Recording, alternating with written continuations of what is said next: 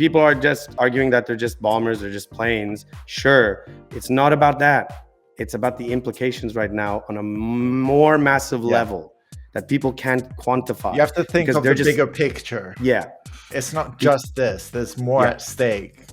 It's like there's more countries with nukes than just... and other nuclear weaponry.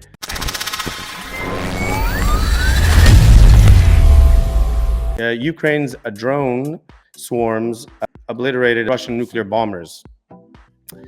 This was a big story. This was called Operation Spiderweb. It was a drone strike on the Russian strategic bombers. This was a coordinated drone assault that occurred on June the 1st of this year, launched in the evening and overnight hours of the local time. So what happened? So Ukraine's Secret Service, the SBU, deployed 117 FPV kamikaze drones, which were smuggled into Russia via concealed launch platforms inside trucks, kind of like a Trojan horse. These drones targeted 4 major air bases deep within Russia's territory. Belaya, which is in the Irkutsk region in Siberia. Olenya in Murmansk. Ivanovo and Dyagilevo, which is in Ryazan. So approximately 34% of Russia's strategic bombers and at least one A-50 AWACS were destroyed or damaged, totaling over 40 aircraft across the bases. Germany has estimated the strike affected 10% of the bomber fleet, with up to 20 aircraft hit and roughly 10 destroyed. The financial losses are estimated at around $7 billion. The attack was, by the media, presented as a major significant blow to Russia's nuclear triad, demonstrating Ukraine's ability to strike strategic military assets deep inside Russian territory. And this was a operation in the culmination of 18 months of preparation. So this took about 18 months. So it just goes to show you like how long this took to even effectively occur. The strike has marked a dramatic escalation since we actually reported on the ceasefire talks and everything like this, and how there was a bit of a fallout on that, and there was no movement occurring. This is underlining a shift in Ukraine's tactics, and at the moment, it's showcasing that maybe we've reached now a point of no return, because there's been kind of a very... From the Russian side, it's been quite quiet, which is a bit concerning, usually. Lindsey Graham on the drone attack had something to say, interestingly. I'll pull this up. Yeah, let's read up what he said. So he, what does he say here? He wrote, I can't do Lindsey Graham's accent, but I'll try. The ever-resourceful Ukraine used creative drone warfare tactics to successfully attack Russian bombers and military assets used to kill Ukrainian citizens and destroy their country. Russia indiscriminately kills men, women, and children. It's time for the world to act decisively against Russia's aggression by holding China and others accountable for buying cheap Russian oil that props up Putin's war machine. If you want this war to end, China to help end it. So basically, Lindsey Graham is trying to now provoke China, another great power, nuclear power, in light of already a very, very, very sensitive issue. And the issue be a little careful, like... Yeah, Lindsey Graham, who's, things weren't bad enough. Not long ago, he was actually chastising Zelensky, remember? In that interaction with President Trump in the White House when Zelensky visited him. And then President Trump said, you don't have any cards. And now everybody's saying like, oh, you see, they do have cards. So why is this strike concerning, right? So in one way, you could look at it as, well, bravo, Ukraine, they've shown a show of force, they can strike back. Again, this was the culmination of 18 months of planning after a long time. Quite a long time. Yeah. So this wasn't like a strike that was done, like that. And let me just say that this was like within Russia. I think it was like something like 1,000 kilometers, like within Russia or something like that. And I think they used trucks to go, like Yeah, they were like Russian trucks or concealing something. the drones within the Yeah, in the yeah. trucks, like, which is why the media has painted this as like Trojan horse, although not really, because the thing is, it's what like this was done very, very, gradually But over a period of it's time. very I mean, concerning because also Trump acknowledged, well, he right? said that he He didn't know wasn't anything advised. about it, Yeah. which is insane. Not only Like, Trump, but apparently NATO wasn't advised. Senior officials at NATO were not also advised about this strike.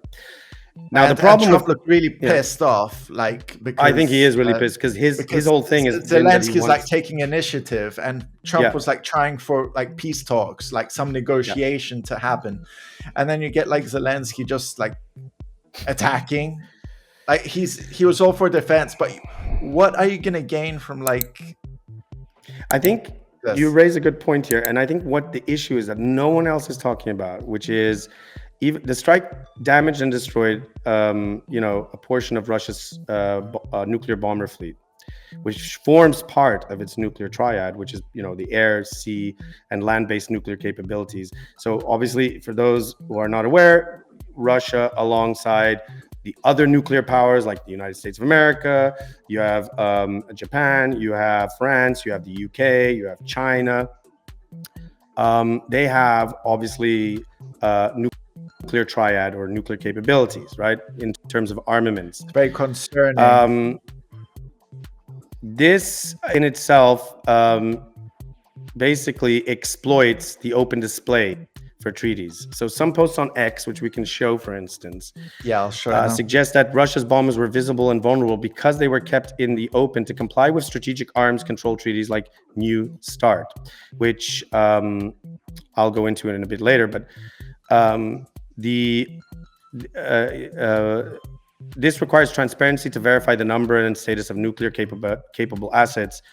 However, it is true that Russia did suspend participation in New START in February 2023, which complicates this claim. True, but then you have to also take into consideration that, okay, maybe they suspended, but in the same time, that doesn't mean that everything was, it takes kind of a long time procedurally to like, if you want to, let's say you want to pull out of something, like Brexit is a perfect example, right? If you want to pull out of something, it takes usually a length of time. It doesn't mean that, okay, all of a sudden everything, right, out, yeah, like right? from one day to another, like everything's changed.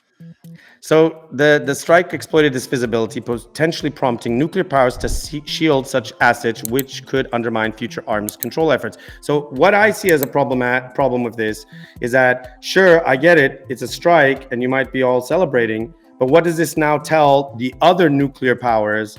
Okay, and these are nuclear powers right now that are also in contentious tensions between other countries. I mean, You've got so Pakistan, far, India and Pakistan, also nuclear powers, right?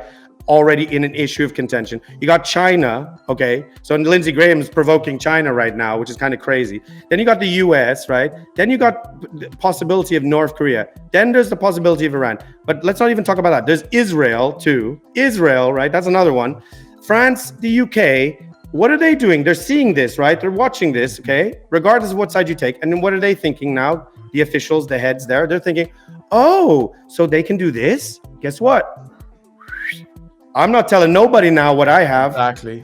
And now Iran and North Korea, they can say, oh, we don't have anything. Remember that little thing, Edge, about in that little thing, the second Iraq War? Weapons of mass destruction, and what happened? We went in there and there were none. But remember that whole shit show where like we just trailblazed the Americans. Iran, Yeah, the UN was Iran. like, show us the things. Like, oh, but maybe we don't want to show because anybody. Mass destruction.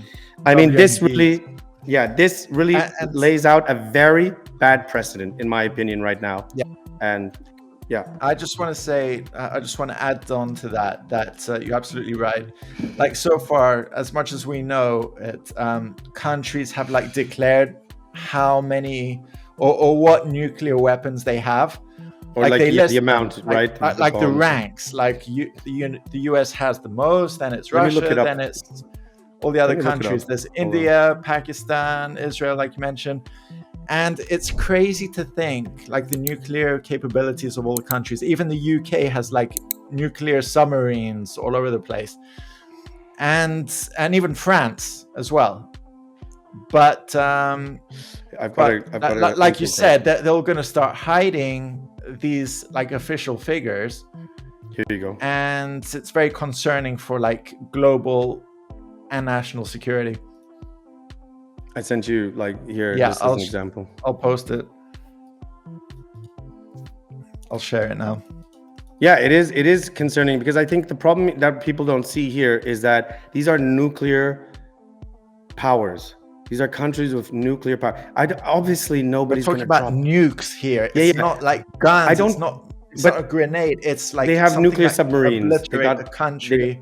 They got nuclear submarines, nuclear bombers. They got nuclear all sorts of stuff, right? I don't think they're going to drop like massive nukes. Nobody's that dumb, because of the whole, there's a term for this where it's like a mutual. It's called MAD. Mutual. I forgot what it meant. For good reason.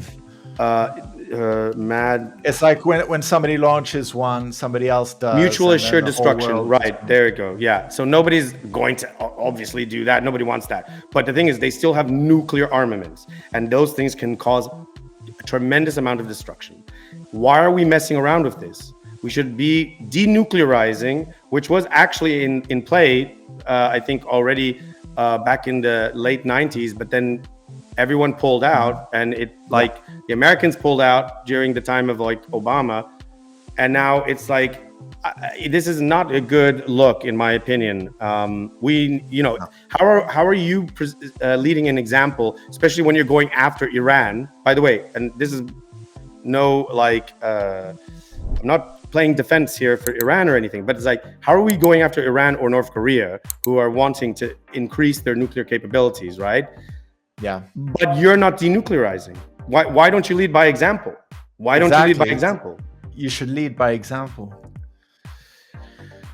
So yeah, the global security implications of this. The attack demonstrated that inexpensive, commercially available drones could penetrate deep into a nuclear-armed state's territory. Yes, this is true, and this is true of anywhere. Right now, even the United States are getting really freaked out by this United States security. For God's sake, you're getting like Ukraine like asking for help from the US and the EU, and like they're just like taking initiative, like attacking Russia. This is the thing. I think, obviously everyone has the right to, because this is a state of war, so everyone has the right to naturally like attack and stuff. But but there's also strategy in war. War isn't just this sort of chaotic mess. It's more like a chess game. You have to think ahead. You can't just think of like this step. You have to think like 2-3 steps ahead. Striking this is like, as the Atlantic Council further notes, which was posted in the Washington Post, that the attack challenges assumptions about nuclear escalation, showing that conventional attacks on nuclear assets may not automatically lead to nuclear retaliation, which could embolden other actors. So what does this say about other nuclear powers? Again, the great powers out there in the world, like China, India, Japan, US. What does it say about them now looking at this and going, okay, this doesn't look good, and we now need to reassess? You know what I'm saying? Yeah, that's for sure. Because that's the problem. Ukraine is not a nuclear power. Ukraine isn't even a great power. Yeah. Like, what Ukraine did is equivalent of kind of similar to, I'm trying to get a good example, like Cuba doing the same to the United States. It's almost the same thing. It's a bit like hit and run type thing. So this is a big deal. We also have the risk of escalation, because while Russia's response has been muted so far, which I think is concerning, because usually you say a lot without saying anything at all. With no immediate change in nuclear posture, the strike's scale and audacity could provoke a forceful reaction. And I think we might see that. I don't know, unless some measures are taken really to put an end to this whole conflict. And right now it's getting really tough, because even Trump said it's not his war. He's kind of annoyed already. He doesn't want anything to do about it. But the problem is, he's like so pissed off. Like he's like on the verge of kind of pulling out. And in the meantime, we got like Chancellor Merz, and we got President Macron and Prime Minister Keir Starmer promoting the EU militarization and provoking more towards a potential, incursion with Russia, which is kind of crazy. Yeah. So that's not good either. I'm not trying to be I don't believe it can get at stage, but the thing is, it's not looking good in terms of just like how our leaders are reacting to this. And I mean all of them. Right now. I think Zelensky, I think Trump, I think all of them. Right now, nobody's really taking initiative to actually calm down the whole scenario. I think only, ironically enough, was Xi Jinping who, this is the last person is going to bring up any concerns, was like, whoa, wait a second, let's calm down a bit here. So I think this is like that thing where, if anything, this is going to isolate Russia even more. They're not going to trust anyone now in the West. Any attempt of diplomacy, any attempt of reconnecting, peace talk, or not even peace talk, but like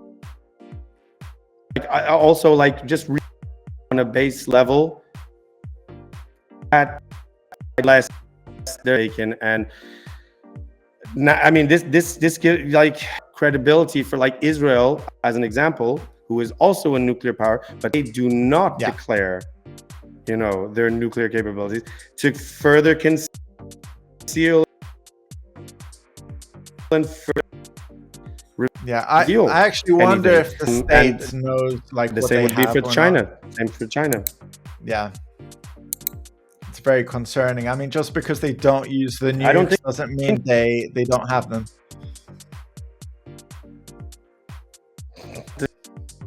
To clarify that the New START was the strategic, again, like what was the idea of like the denuclearization process too, in joint with it.